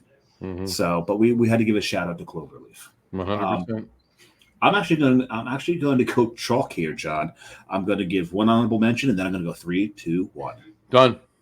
It's a rarity. I know. My honorable mention is White Rose System in Roselle Park. The reason it gets an honorable mention is just the nostalgia. I'm in college. I'm drunk off my rear end. I need to shove something in my face. And yeah, you would think you want to stay kind of close to campus. Nah, it's good. 22-minute drive from campus. But that's where we would wind up. And White Rose System is interesting because they hire almost exclusively ex-cons. One, give them a chance. So they're doing good work there. But the one thing that really sticks out about White Rose System, I couldn't tell you how good the burgers were. Because when you're drunk, everything tastes delicious. Mm-hmm. But the one thing that sticks out is you'd order fries. They're fries with the thick crinkle cuts, which is not my favorite. But you put enough ketchup on anything. But what they would do is they'd hold like the fries in this hand, Mm-hmm. the squirt bottle in this hand. They'd be this far apart, be spraying the ketchup in there. Mm-hmm. As they're asking you, you want ketchup on those fries? The only answer is, I guess. So that's my honorable mention. But now we're going to go 3, 2, 1. Number three is a Jersey classic. It's kind of a hidden gem. Not everyone knows about it. Which, despite I say not everyone knows about it, but you're going to hit some friggin' wait times. I tell you that, unless you go on a weekday. Right. It's in Rumson. Mm-hmm. It's called Barnacle Bills. Barnacle Bills grill the burgers right at the bar. It's a horseshoe-shaped bar, and right in the corner, in the corner of the bar and the wall, there's one guy. He sits there. He stands there all day, making these burgers. 3 things that if you don't do these 3 things, you're doing it wrong. 1, screw the chips, order the fries. The fries are fantastic. Number 2, get the cheddar sauce. Any other cheese on that, you're wrong. Mm-hmm. Number 3, order an O-dub with it. Those are the 3 things you got to do Barnacle Bills properly. The owner of Brewery, and I'll say it once, Augie, was so happy to get his beer on at a place that he grew up in eating burgers. Mm-hmm. And this is such probably one of the best burgers at the shore. My number 2, we got to go south to Baltimore. South to Baltimore, wow. And that's Abbey Burger Bistro. So Abbey Burger Bistro, that's in College Hill, Federal Hill. It's Federal Hill, in Baltimore. And the thing about it, if my phone will behave here for a second. Oh, behave. There it is. They have this build your own checklist. You can build your own burger. This glare is way too much. There we go. There you go. Build your own. There you go. And you can see here right at the top, you got your proteins: bison, black Angus beef, shrimp burger, Kobe, fried chicken grill. There's so many ways you can do this. You can even do a fried green tomato burger. There you go. Then you check off your temperature, what bread you want it on. Mm-hmm. So there's, most people's favorite pretzel bun is up there. English muffin's one of my favorites to put a burger on. Then you pick your cheese. They've got a pretty good, and we've lost it. I'm squared over. They got a damn good selection of cheese there. You can smother it in nacho cheese, but you can't have it. You know why you can't have that? Why can't you have that? It's nacho cheese. It's nacho cheese. Do you have kids there, by the way? No, that's the TV. Because it sounds like the kids are playing next door. Right? Actually, they're fighting off a train. I think. Don't ask. But then you got all your toppings you can put on there. Then there's free stuff, and then your sides, and of course, tater tots. Tater tots, of course. Tater tots always win for me. So that's number 2. And here's a pro tip with Abbey Burger Bistro. Pro tip with Abbey Burger Bistro. You go there, and if there's a line, it's warm out. They got the front entirely open. It's down this alleyway. It's at the end of this alleyway. If they got the whole front open, and the host or hostess is taking names, and there's a line and there's a wait. Mm-hmm. Ask them, is the upstairs bar open? Yeah. And they'll look at you and they'll smile. Because when I went there, we were like, how long is the wait? They're like 45 minutes. They're like, guys, there's nobody in the upstairs bar. No, upstairs bar. They go to the end of the bar. make a right, go through the service doors, make a left, go up the stairs, make a left. Now, if the owner's there, don't be wearing any Premier League football club jerseys other than Arsenal, or you'll probably get kicked out. It's a temple to Arsenal up there. Mm-hmm. But other than that, the best beer's up there. Order your burgers there. That's my number 2. There you go. My number 1, hands down. There was no question about this. I didn't have to go 1, 2, 3. No. Chomp Burger in Providence, Rhode Island. I've never had a better burger in my life. These people are so ingenious with some of the burgers they come up with. They've got a brisket hash burger. Yeah, fantastic burger. Yeah, it's amazing. And whereas I'm not sure. I think you can get tots there, but if you don't get the loaded waffle fries, Oh yeah, you got to get the loaded waffle fries. you're probably doing it wrong. Oh, and they also have cascio e pepe macaroni balls. Them I didn't have. They may not have had a thing. They may have had the carbonara mac and cheese balls. I don't remember actually. They may have. I may not have seen it. Everything comes out on those aluminum trays that you're used to at barbecue joints. Of course. The things that they do with burgers should be criminal, and we all win. Of course. We all win. Oh, and the thing about Abbey Burger Bistro and this place, the one thing that they have in common, their beer lists. Here's the Chomp had a beer dinner. They sponsored a beer dinner with Bissell Brothers.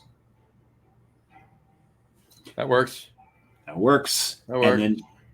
And this year they did their first Chomptoberfest. And of course they had a Steinholzing contest. So that's Okay, I can see that. these guys. And they used to just be in Providence. I forgot they opened a second location in Warren, Rhode Island. So they've got 2 locations now. There's one in Warren, yeah.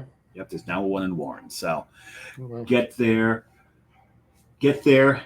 and then just send me letters of thanks. Because I insist, when John went to Providence, I insisted that he go there. Mm-hmm. And when he got the Chomp, all I got were pictures of burgers and beers. And I will take it. I will take that as thanks. It was thanks. Absolutely. So, Just simply the best burger joint I've ever been at. yeah, fantastic. And I have to concur with him 100% on that. So Before you throw up the next comment, John, go through your list. before I throw up the next comment, go through my list. Is the next comment a list? I didn't even look at it yet. Nope. Righty. It has bearing on yours. Okay, fair enough. Similar, but not. Yeah. Okay, I got you. All right. So here are mine. Right. I'm gonna give you 2 honorable mentions. Does. I was only going to give one, but I'm going to give a second one for a reason. So I'll do them first. The first one that I was planning on giving already is the aforementioned. We mentioned it before when we were talking about the trains going down in Monmouth County, in Manasquan, New Jersey, the Irish Rail. Burgers are fantastic. Really?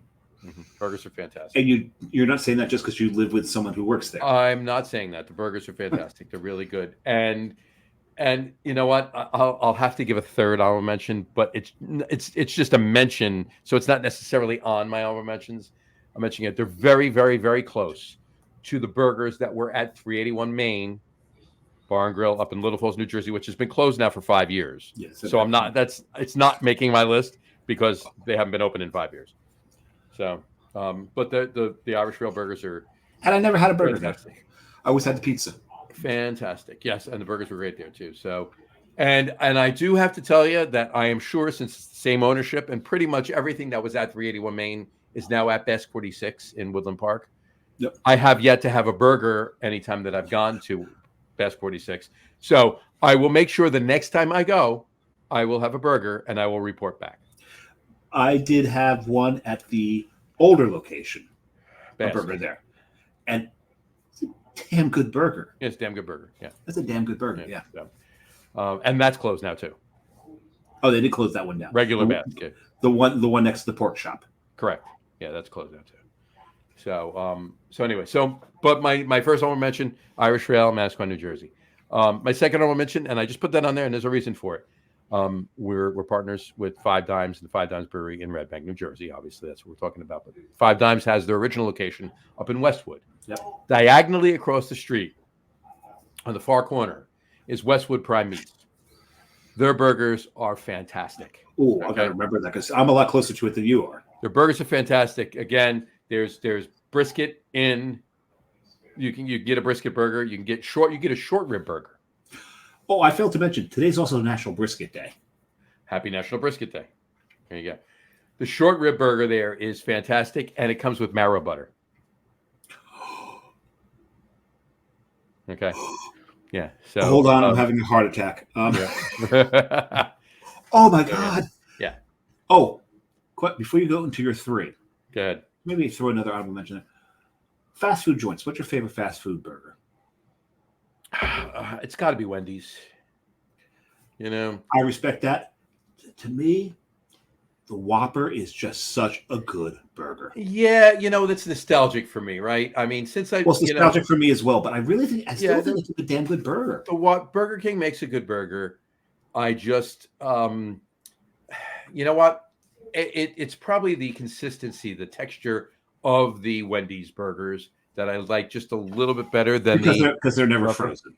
Never frozen, and they're a little softer. They're a little bit juicier. A little bit juicier. A lot juicier. So yeah, I lean towards, if I'm going to get a fast food burger, and I rarely do, but if I'm going to get a fast food burger, for the last probably 20 years, it's been a Wendy's burger. Now I've had Burger King, and once in a blue moon, I've had a McDonald's too. But I have a McDonald's every now and then to make me remember that. Oh, that's right. This makes me ill. Yeah. Once I used to. I get a Big Mac craving occasionally. Well, that's it, right? It's a Big Mac. So my favorite thing to do for a while, and I haven't done it in years now, but the Friday night before Christmas every year, I went out and I finished. I don't start my Christmas shopping the Friday night before Christmas.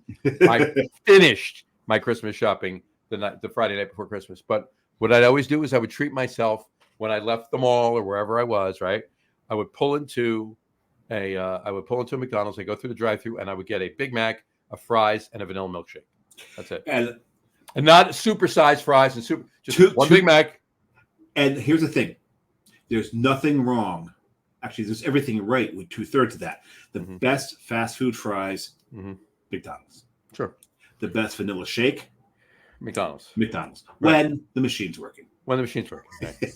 So I would get a Big Mac, a large. I wouldn't get a supersize. I get a large fry, and I get a large vanilla milkshake. That's it. Sometimes I get a medium. The supersized big guy just died. Did he? Yeah. Oh. Big surprise. Yeah. It's like 54. Ridiculous. So you do to your body what he did to his body. That stuff's gonna happen. There you go. And I would sit in the car and I put the radio on, whatever. And more recently I put on like a comedy channel on Sirius. Right? And are you serious? Seriously. And it's comedy, but I haven't done that in years. But that literally, probably in almost closer to 30 years. Those are the only times I ever had a McDonald's anything. But in any event, yeah, it would be in honor of you hitting your 3. I gotta open another beer. Why don't you open another beer? I still have a little list left, and there you go. What is a reasonable? Go for it. All right, so I'm going to do my 3. Do your 3. What's your number 3 there, John? My number 3 is the only one that's not in New Jersey. The only one that's not in New Jersey. Only one that's not in New Jersey. And I will tell you it as soon as you get back to the chair. Well, I'm getting back to the chair because I'm looking for a glass to pour this in. There you go. I'll go with one of my new favorites. There you go. So my number 3, it's a favorite of yours as well, because we've talked about this before, and that would be Two Rivers. Two Rivers in Easton, Pennsylvania. The bacon peanut butter burger. Bacon peanut butter burger is stupid. Folks, when I say stupid, that means really good. So I just want to be completely transparent on that. Okay. But, and their fries are so good. And the fries are really good too. Fries are really good. And the thing is, I don't like thicker fries. but they've cooked them to perfection. Yep. So my fourth beer, John. What's that? Because I'm hoping this will be canned again soon, so I can replenish my stock. Yeah, there you go. It will be. There you go. This beer was drank in Munich. Yes, you did. You brought it to Munich with you, and you had it on the show with Paul and Jen. Jen and Paul. Jen and Paul. And Paul was seriously impressed. He's like me. Whereas he's not going to say he loves something unless he absolutely loved it. He loved that beer. Beautiful. Love it. All right, my number 2. No, he loved it. Well, you love it too. I love. Oh, yes, I love it. So. Your number 2. My number 2. Who's number 2? Oh, wait a second. Back to your number 3. Two Rivers is also a brew pub. They brew their own beer. Two Rivers is a brew pub, and they brew their own beer. That's absolutely true. And I have one of my glasses that I use on a regular basis is a Two Rivers glass that I use on a regular basis on the show. It's one of my faves to use on the show. I don't remember ever seeing that, and I don't have one. Yeah, no, I use it on a regular basis on the show. I need to get back to Two Rivers. I'll use it next week so you can see it. Okay. Anyway, my number 2 is in Ironbound, Newark. It's actually right over the bridge from Harrison, New Jersey. Okay. And that would be Krug's Tavern. So Krug's is on my list to hit. Mm-hmm. Krug's constantly gets voted best burger in Jersey. Yeah. Year after year after year. And it's one of those things where it's like, do I want to brave the traffic to get there? There's a traffic between here and Newark. I am so much closer to Newark than John is. Mm-hmm. John could probably get there before I do. Probably. But here's a little trick. All right. Don't go over onto the McCarter Highway to 21. Could take 21 down and then come out Ferry Street or okay. like that. Don't do that. Go down through Ridgewell Kearney Avenue in Kearney. And it turns into was it Frankie Rogers Boulevard and over the bridge, right? And go over the bridge at the bottom of Frankie Rogers Boulevard. It's right over the bridge. Oh, it's right over the bridge. Right over the bridge. Go right in there. Go that way. Well, if I'd still lived in Kearney, I'd walk to it. You probably could have. Yeah. So, now I know what you're talking about. Okay. Exactly. So it's right there. No, I hear Krug's. Krug's has got a dive bar feel to it. Yep. With a fantastic burger. Fantastic burger. Don't expect to get a great beer. But you can definitely get a beer that'll pair with it. No, you can have a beer that you'll be able to drink with it. Look at it that way. But you're not going to get, you're not getting Bissell Brothers. You're not. Yeah. So. And my number 1, and it's talk about dives, and not even dive bars, just dive hamburger places. A building that should probably be condemned. 100%, and not for the cleanliness, just for the size of it alone. They should tear it down and build something bigger for what they do in there and for the amount of burgers that they put out on River Road in Hackensack, New Jersey. It would be White Manna. All right. The burgers in there. That's the original location. It's the original one. It's the burgers. I mean, they're all technically sliders, right? So you're ordering 4 or 6 when you go. You're not having one burger. You're having 4 or 6, right? 6. Amateur. Yeah. I said 4 or 6, depending on who you were. I'm ordering 6. I've ordered 8 before. But I've only been to the Jersey City one, as well as Doug Smith. And here's the comment he put up for White Manna Jersey City Classic. Don't you live there, Dave? I live in Union City, 2 towns away from Jersey City, as a matter of fact. White Manna. So, well, depending on how you drive, you can actually get into Jersey City from Union City, which I can do. Right, but you've got to go through the City Caucus to do it. Right. I've still got to go through a town. There's 2 towns block me from Jersey City, Hoboken and Secaucus. Mm-hmm. But here's the thing. We make the joke all the time. I make the joke all the time that I've got that, but it's in a box in storage. My storage unit is half a mile up the road from White Manna. There you go. So a lot of times when we go to the storage unit, go down, go past the first U-turn I can make. And there's a big Wendy's right there, by the way, John. Mm-hmm. Go to the next U-turn I can make, and then just try to brave everybody else trying to get into that parking lot, and put my shocks at risk. You don't want to do that. Just to get into that parking lot, and I think it's next to a gentleman's club, as a matter of fact. There's some kind of sketchy area, but yeah, usually if I've got to make a trip there and I haven't eaten, I'm going to stop at White Mana.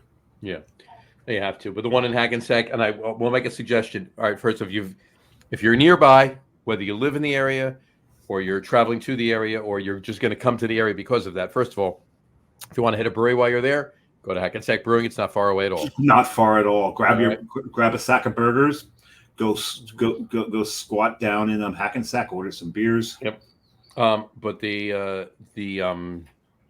whatchamacallit, the ones and the burgers are fantastic. You'll be doing yourself a disservice not to go here. Yeah. Fantastic burgers. But one thing I will make a point of telling you, bring a jacket, even if it's summer, or bring a different t-shirt. Okay? Because when you walk in there, if you're in there for longer than 5 minutes, you're going to smell like onions. Okay. Now, this is not a bad thing if you like onions. And if you're obviously going in there to have the White Mana burgers, you'll like onions, obviously, right? But you don't want to necessarily smell the greasy onions all day. The place is very small, and they cook everything right there at the counter in front of you. You make it splash. So Douglas, to answer put his post back up again, his comment. So to answer, the reason it's on John's list is not mine is I'm not a huge onion fan. Mm-hmm. I still love White Mana. Mm-hmm. I will eat them. It's got to the point now where, and I've grown where I can eat onions a little bit more, to the point where I can actually go through the White Castle drive-through and not have to ask for no onions. I will actually eat them. I will. A lot of penance the next day, I'll tell you that, with White Castle. What the hell are those things made out of? You know what? It's not beef. I promise you, if you're eating White Castle, which I've done and will still do, you're drunk. Okay? You're drunk. No, not even that. Not even that. I only eat them when I'm drunk. Well, more than likely. But in any event, my point is, if your stomach is like fighting with you the next day, it's not from the onions. No, it's whatever that's made out of. Just saying. But I'm not a huge onion fan, so White Man is not on my list. And also, here's an insider tip. John and I check with each other what our top threes are, and then we're like, you take this one, I'll take this one, I'll take this. So that way we can get we can get a lot of mentions out there. Yeah, we don't want to have the same list. It's kind of boring. White Mana would not have been in my top three anyway, but Two Rivers may have been. Right. And Chop Burger might have been on mine. Barnacle Bills definitely would have been on yours. Barnacle Bills definitely would have been on mine. So I was like, you take Two Rivers, I'll take Chomp. Well, I'll take Barnacle Bills. Chomp was because I set John there. There was no question. Chomp was mine. Right. 100%. So you gotta love it. Best burger I've ever had in my life was best three burgers I've ever had in my life were Chomp. There you go. So, all right. I think we're good. Yeah. Are you? I think. Yeah, I'll be even better once I've halfway through your Nautical Twilight here. Halfway through Nautical Twilight. And here's the thing, John. What's that? I know you've worried about this falling off. Mm-hmm. There's been maybe this one. There's a slight touch of peppercorn. Gotcha. Of the green. Burp. Green pepper. Green pepper. Yeah, it's that can's getting a little long in the tooth. This is. That's good. It's good. It's getting a little long in the tooth. That can's getting a little long in the tooth. Oh, I'm not even going to say. Right. I know what can you have. Hence, I know it's getting a little long in the tooth. Because you gave it to me. Right, exactly. But seriously, for its age, holy crap, this is really held up. I really think the phenols from the coffee, as well as from the beer itself. When you use good ingredients, and I'm not touting, I'm not patting anything on the back, anyone on the back or anything like that. When you use good ingredients and you use good brewing practices, you get good results. And you get a product that's going to last. Yep. I mean, granted, there are some ingredients that aren't going to last as long as others. Right. Mm-hmm. There's hops that will decay faster than other hops. But this beer is held up really. I am pleased with the fact that the age on that particular can, that from that batch that you have, that it held up as well as it did for as long as it did. Because I'll be honest, and I'm not mentioning any names because I never do that, but I've had coffee porters that were maybe only, the cans were maybe 6 months old, and I was drinking a can of pepper juice. No, Okay, this is not gone.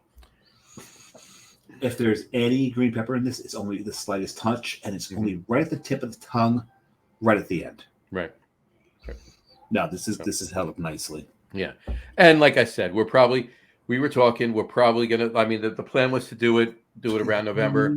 Please. We're probably gonna do a batch sooner, but we'll keep everybody posted. Yes, because I need some fresher cans. There you go. Yes, you I do. Well, I probably don't have any left anyway, or I may have 2 left. you have 2 left. There you go. So Remember, by the time you finish those, most likely you'll have more.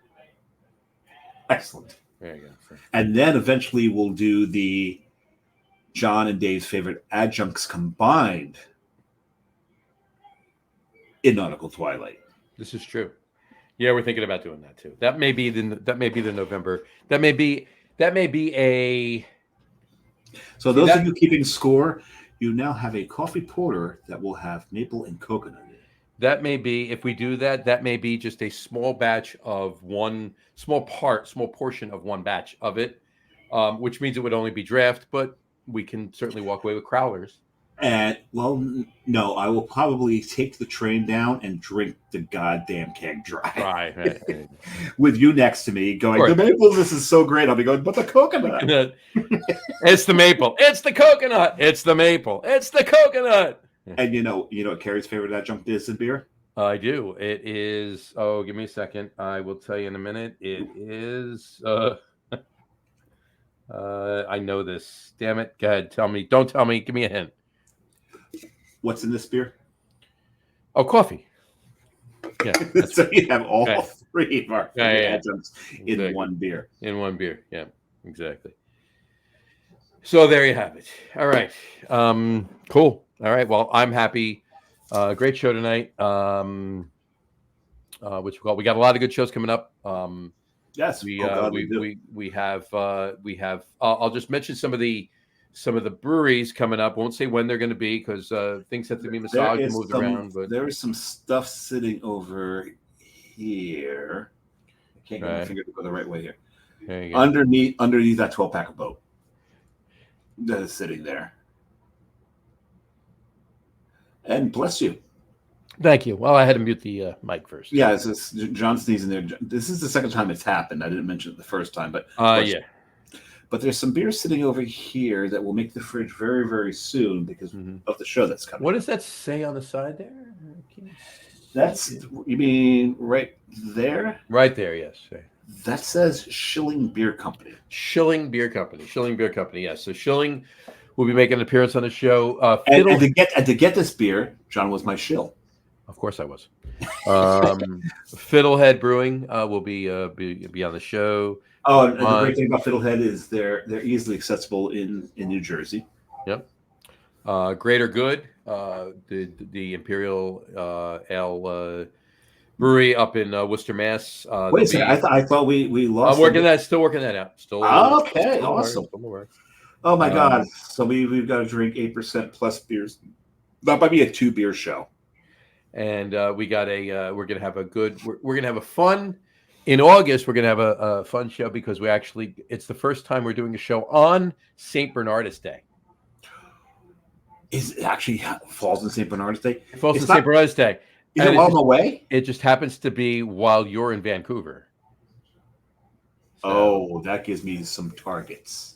So there you go. I got to see who I can get on the show for St. Bernardus. St. Bernardus, yeah. I don't know if there's... It's the week after our August vacation show. Vacation week.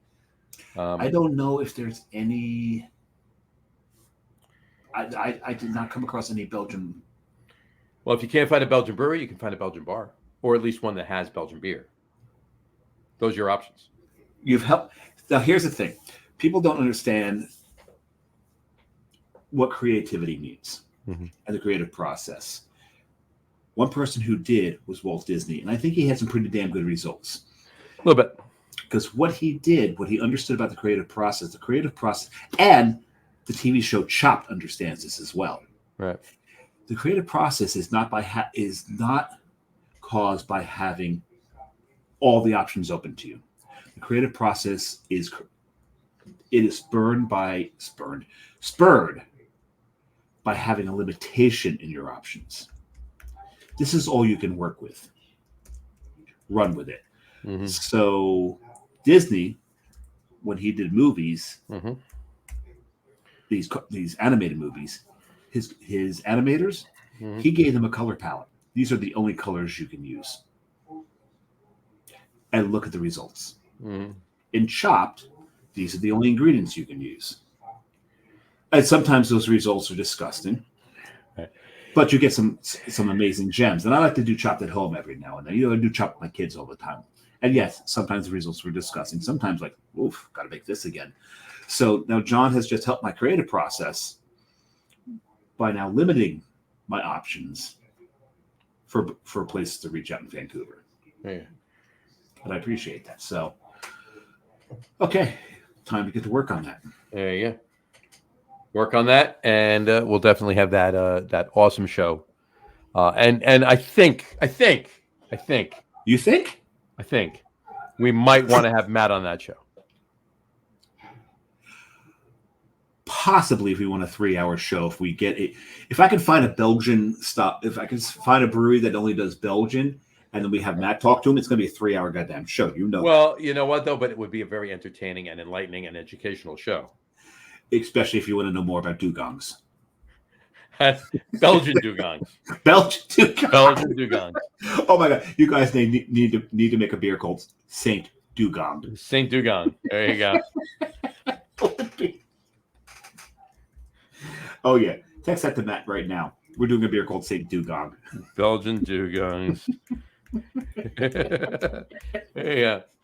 We got to find the Flemish word for. I don't know if there's a Flemish word for dugong that is probably just dugong. Whatever the Flemish words for sea and cow are. This is true. We'll have to look into that. We'll have to look into that. All right. Anyway. All right. I don't know about you, but I'm hungry. Well, you ate already, so. I'm not. Yeah, but I've had 4 beers, which then makes you hungry again. Makes you hungry again, so. And I've got this popcorn up here. Uh-huh. I got to show it to you because there's a good reason for this. Hold on.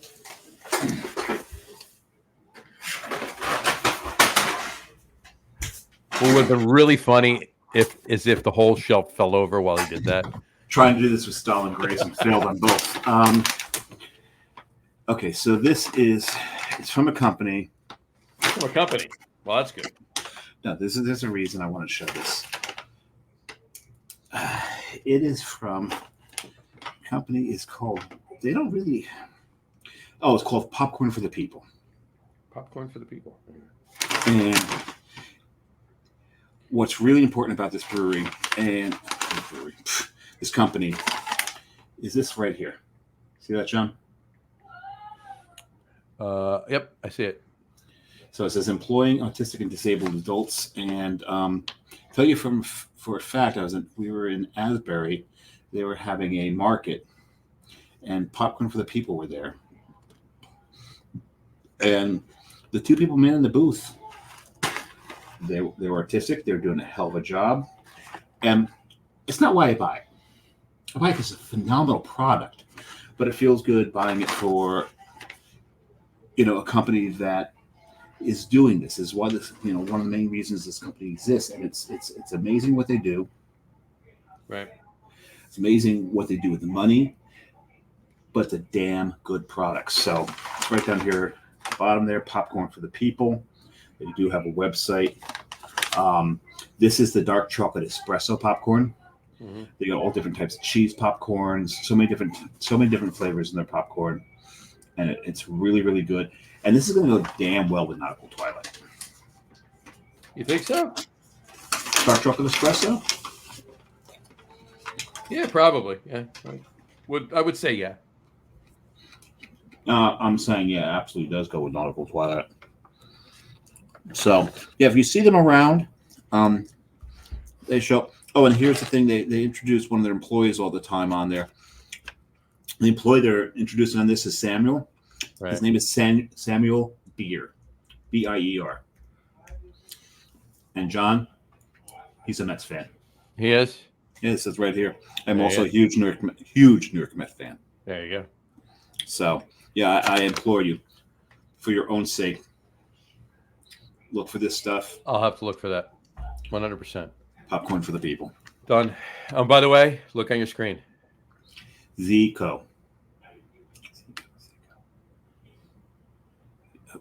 Why have you lost? Okay, well, the main language is spoken in Belgium. Belgium doesn't That's have. Seacow, right? There you go. Seacow. Belgium doesn't have technically their own language. They speak mostly Dutch, a little bit of French, a little bit of German, mainly Dutch. So this is Dutch. Flemish is one of the languages also. Right. But the main language, yeah. So let's find out if there is. They speak French as well, right? You mentioned that. But Flemish is the main language in Belgium is Dutch. Okay. So Zico. So Saint Zico. But Saint Zico should be one of the beers. Saint Zico. There you go. I will pass that information along to him. There you go. Anyway. On that note, while Dave eats his popcorn, we will wrap the show up for today. We want to thank everybody for watching. And for those of you just listening to the audio podcast, thank you for listening. Don't forget to visit our website, www.lagerroom.com. That's LAGERROOM.com. And please remember, like us and follow us on all of our social media, Facebook, Twitter, Instagram, and of course, our YouTube channel. All of them are at The Lager Room.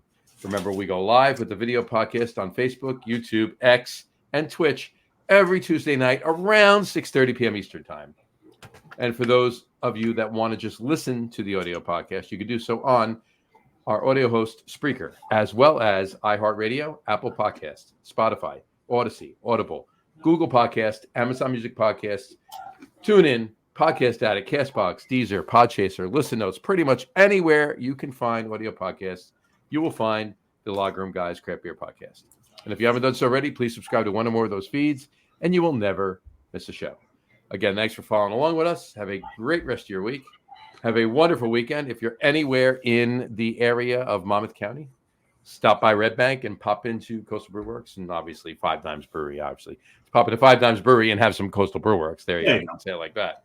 Have both. Have both. Yes. And drink a lot of beer, but drink responsibly. And we will talk to you next week, folks. Take care. Cheers. Cheers.